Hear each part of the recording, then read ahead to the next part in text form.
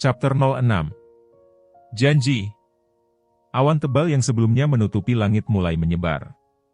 Saat aku melihat ke arah timur, ada warna oranye cantik yang kontras dengan abu-abu di langit. Mana dan aku membuat rencana untuk bertemu besok sebelum kita berpisah. Ada banyak hal yang harus kukatakan kepadanya bahwa aku tidak dapat berdiam diri.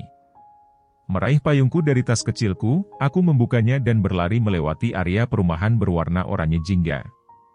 Tinggalkan aku sendiri. Kata-kata yang aku katakan tadi menusuk hatiku seperti duri, dan aku mulai membenci diriku sendiri karena telah mengatakannya.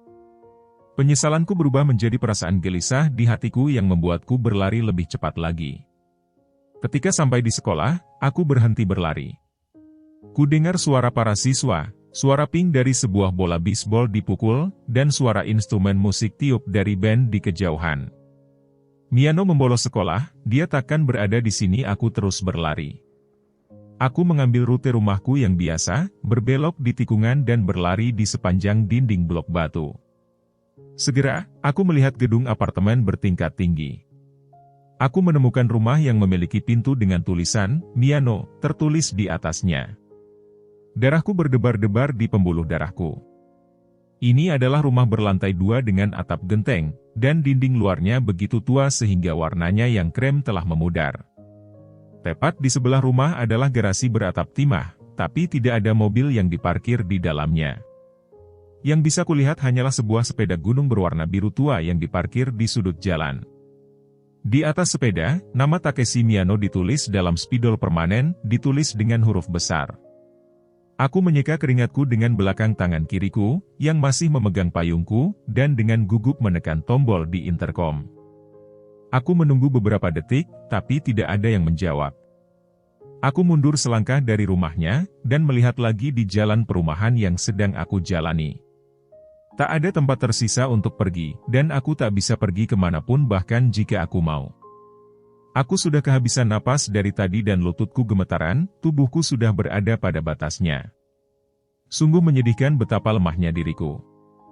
Aku tidak memiliki kemauan atau kekuatan untuk mulai berlari lagi, dan menyeret kakiku melalui pinggiran kota. Di luar jalanan, aku sampai di tanggul yang menyusuri sungai dan juga berfungsi sebagai batas kota. Berjalan di sepanjang itu, aku bisa melihat ke bawah di tepi sungai yang ditutupi rumput liar. Ini adalah tempat yang menyenangkan bagi siswa SD untuk bermain sepanjang tahun. Dari tanggul, beberapa anak tangga dengan pohon tinggi ditanam di samping mereka mengarah ke tepi sungai. Di antaranya ialah pohon ceri tinggi nan besar itu yang memberiku naungan di sore hari, tempat favorit milikku. Aku suka bukan hanya karena itu cocok untukku, tapi juga karena aku bisa melihat ke daerah sekitarnya, termasuk dasar sungai dan jembatan yang melintasi sungai. Kupikir aku bisa beristirahat di sana, tapi Miyano tengah duduk di sana di bawah pohon. Dia menghadap ke sungai sambil duduk dengan tenang, tidak bergerak sama sekali. Dia memeluk lututnya, dan meletakkan wajahnya di sana. Sangat mengejutkan melihat dirinya seperti itu sampai-sampai rasanya tampak tidak nyata. Aku merasa ingin berlari untuk memeriksa apakah dia hanya hayalan dari imajinasiku atau hantu. Sebagai gantinya, aku tidak bisa mengabaikan perasaan takut yang muncul dalam diriku. Pada akhirnya, aku menuruni tangga secara perlahan, memeriksa setiap langkahku. Saat aku memanggil namanya, dia mengangkat kepalanya perlahan. Dia orang yang asli.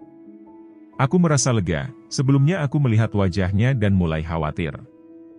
Dia tidak ceria dan energik seperti biasanya, dan dia memiliki kulit pucat yang sama seperti saat aku meninggalkannya tadi. Dia menungguku mengatakan sesuatu. Hei, Aku mulai memikirkan apa yang harus kukatakan selanjutnya.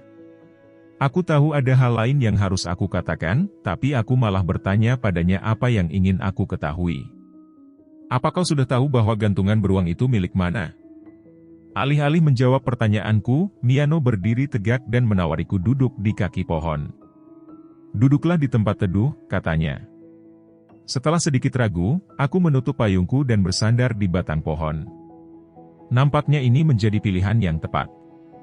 Batang pohon kasar di punggungku terasa sejuk serta nyaman menyandarkan tubuhku yang kelelahan.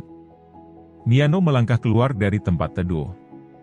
Disoroti oleh sinar matahari, tubuhnya bersinar kuning keemasan.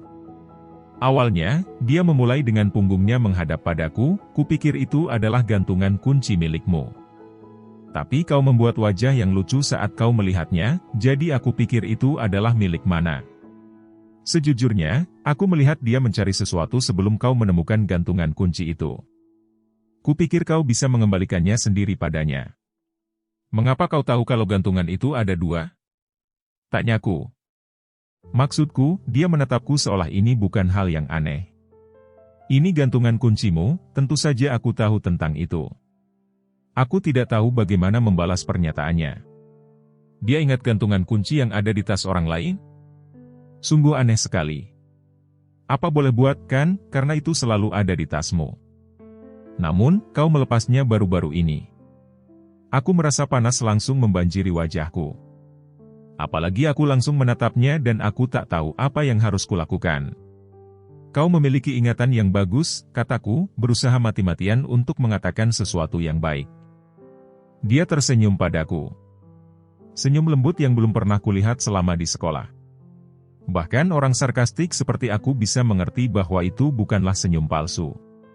Pipiku memerah seolah-olah terkena sinar matahari, dan aku menunduk menatap kakiku.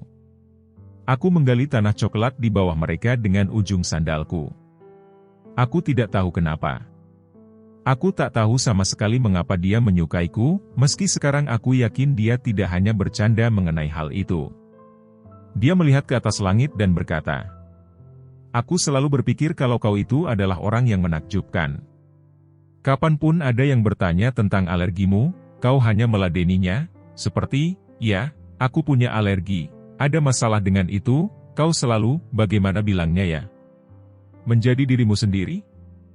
Aku selalu berpikir bahwa itu hebat. Tidak, aku tidak sehebat itu. Aku hampir mengatakannya, tapi aku dapat mengendalikan diriku. Aku sama sekali tidak tangguh. Aku selalu berpura-pura menjadi kuat, tapi nyatanya, aku merasa minder dengan orang lain. Aku cemburu dan iri pada mereka. Aku ingin berlari mengelilingi lapangan, berenang, dan bergabung dengan marching band pada hari-hari yang cerah. Tapi aku tidak bisa, tidak peduli apa yang aku katakan. Aku hanya menyakiti diriku sendiri dengan mengatakannya keras-keras. Jadi aku menyerah. Aku harus puas dengan apa yang aku miliki, dan terbiasa dengan hal itu. Satu-satunya cara untuk melindungi diriku sendiri adalah berpura-pura baik-baik saja dengan hal itu. Awalnya aku pikir kau itu luar biasa, lanjutnya. Sebelum aku menyadarinya, aku selalu memperhatikanmu. Aku mulai berpikir bahwa kau terlihat lebih santai dengan Mana dibandingkan dengan gadis-gadis lain di geng MU sendiri. Aku penasaran kenapa. Lalu, aku melihat bahwa Mana memanggilmu, Itsuko, bukan, Natsuko. Ketika aku menyadari itu, Miyano berhenti, dan aku menatapnya. Saat kita melakukan kontak mata, dia berkata, "Aku mengerti, ada beberapa hal yang tidak bisa kau terima. Kau sebenarnya tidak suka dipanggil dengan nama panggilanmu. Jadi, aku berpikir, kau adalah gadis biasa." Aku merasa seperti simpul yang terikat di perutku mulai terurai, menyebarkan pola warna-warni dan cerah di tubuhku. Sinar matahari menyilaukan mataku. Aku heran mengapa matahari yang sangat aku benci